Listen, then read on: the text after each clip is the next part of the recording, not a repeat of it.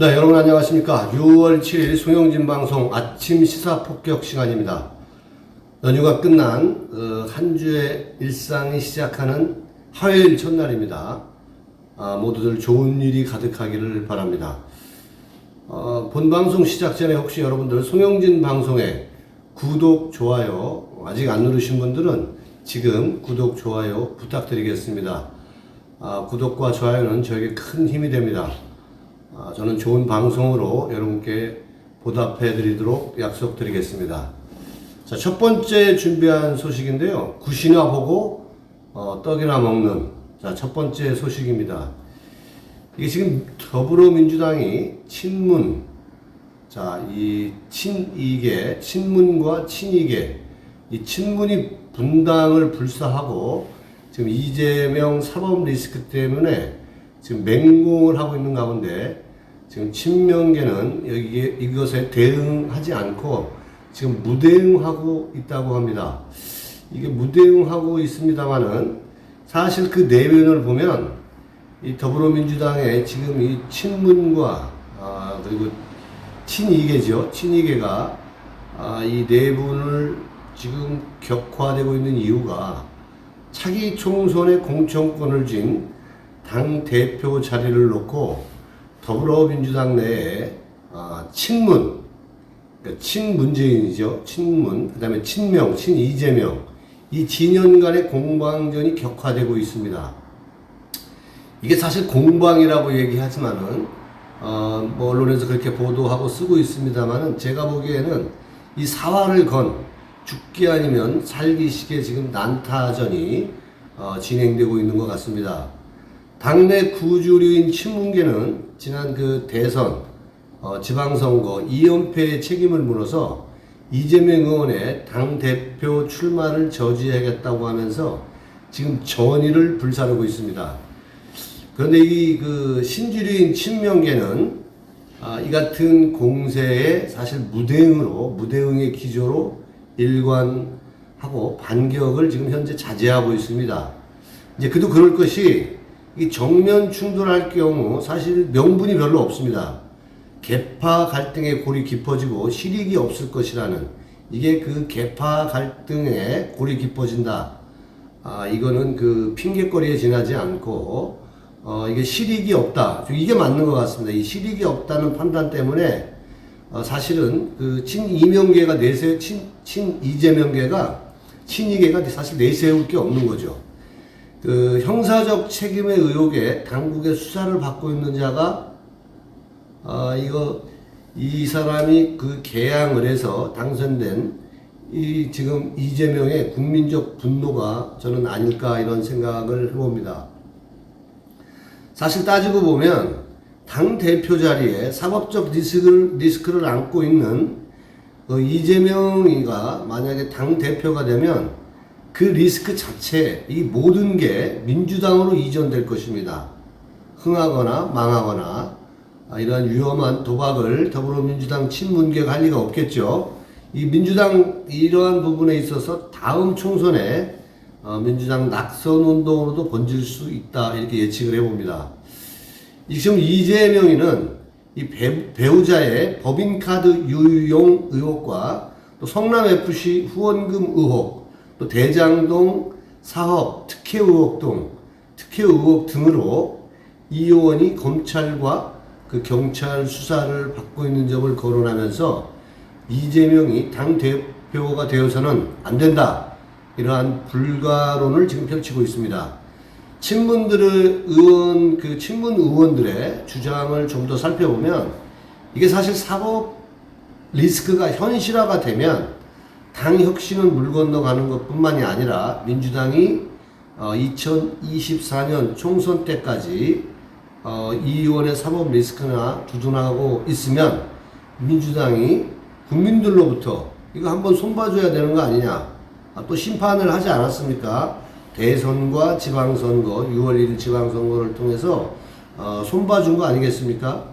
이러한 주장이 나올 수밖에 지금 없다라고 주장을 하고 있는데 이건 일반 국민이 봐도 이건 당연한 거 아니겠습니까? 그 민주당 혁신과 2024년 총선 승리에 이 의원이 오히려 걸림돌이 작용할 수 있다. 이렇게 판단을 지금 친문계에서는 하고 있는 것 같습니다. 그리고 그 친문 일각에서도 뭐 물론 이제 우려의 목소리를 내는 분들도 있습니다. 이재명을 수사하면 또 정치적인 보복으로 여겨져서 현실성이 없다는 의견도 있고, 실제적으로 또 이재명이도 아주 건방지게 걱정할 거 없다. 지금 이러한 모든 자신에 대한 이 압박이나 이 보복은 물도 안 든 빈총이다. 뭐 이런 식으로 얘기한 적을 지금 개항을 선거에서 여러분들이 하시는 그 이재명의 얘기를 들어보셨을 겁니다. 이런 건방을 떨고 있는 형국인데요. 자, 그런데 이렇게 되면 만약에 이재명이가 지금 뭐 국민의힘당이나 이제 가만히 놔둬도 사실은 더불어민주당이 내용에 의해서 망할 수 있는 이러한 조건들도 많은데, 이 국민의힘당에서 지금까지 그 윤석열 정부가 탄생하기 전까지 경선과 대선 과정 속에서 이재명에 대한 대장동 특혜 수사 의혹이라든가 또 그 법인카드 개인 사용에 대한 의혹, 그죠? 성남FC 후원금 의혹, 이러한 부분들을 수사하지 않는다라면 이 모든 책임은 또 윤석열 정부에 올 수밖에 없을 거라고 저는 판단합니다. 이 부분에서 국민들은 똑똑히 지켜볼 것입니다. 다음 두 번째 준비한 소식 전해드리겠습니다. 이게 지금 쌈박질은 민주당만 있는 게 아닌 것 같습니다. 친윤과 친윤석열계와 지금 이준석의 사실 충돌입니다. 이 친윤과 이준석의 충돌인데, 이 국민의힘당도 이렇게 친윤과 이준석이 이 쌈박질을 해가고 있는 그 전 단계에 와 있는 거 보면 이게 모든 게 공천권을 노린 당 대표 자리죠.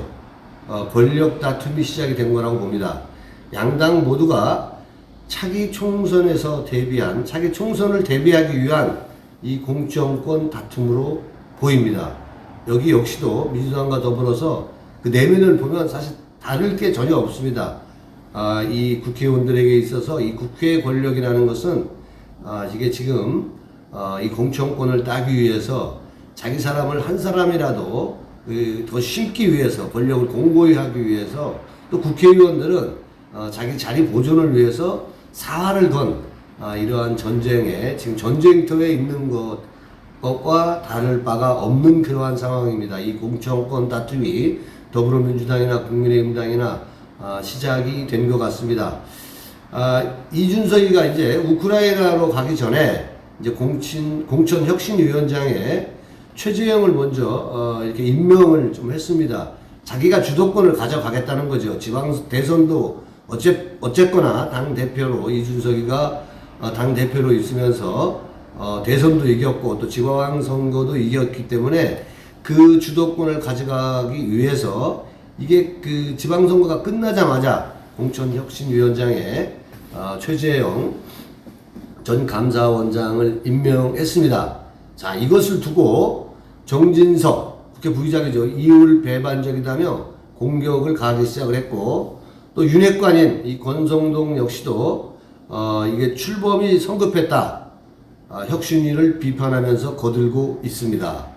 자, 이에 질사라 또 이준석이 아니겠죠. 이준석은 어차피 기차는 간다 이렇게 응서하고 나섰습니다. 자, 우리가 군대에 있을 때 쓰던 말, 퉁수는 불어도 국방부 시계는 돈다, 뭐 이런 뜻인가요? 참 재미있네요. 앞으로 지켜보겠습니다. 자, 그런데 이게 정치라는 게 이게 자신들이 생각하는 그 구도대로, 또 우리 국민의 입장에서 보면 우리 국민들이 생각하는 구도대로 흘러가지 않고, 정치는 항상 살아있는 그 생물과 같기 때문에 이 흐름 자체들이 어떻게 변할지 모릅니다. 몇 가지 예측을 해보겠습니다. 아무튼 이 공천 개혁이라든가 이런 모든 것들은 차기 당권과 맞물려 있고, 이 차기 당권이라는 것은 곧 공천권에 대한 행사입니다. 맞물려서 이게 이제 격화될 건데요. 이준석과 윤핵관의 싸움은 어찌 될지 이 부분도 우리가 눈여겨볼 대목이 아닌가 생각을 합니다. 자, 우리가 여러 가지 이제 예측을 해볼 수 있는데, 아마 이제 그 2024년 총선의 즈음에서 현재 법무부 장관으로 있는 한동훈이가 언제 나타날 것이냐, 이 부분들도 매우 우리가 큰 이슈가 될 거라고 저는 생각을 합니다.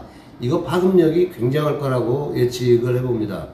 뭐 지금은 윤핵관 이렇게 얘기하고 있고, 권성동이나 장제원이가 지금 뭐 이렇게 권력의, 정진석도 마찬가지죠.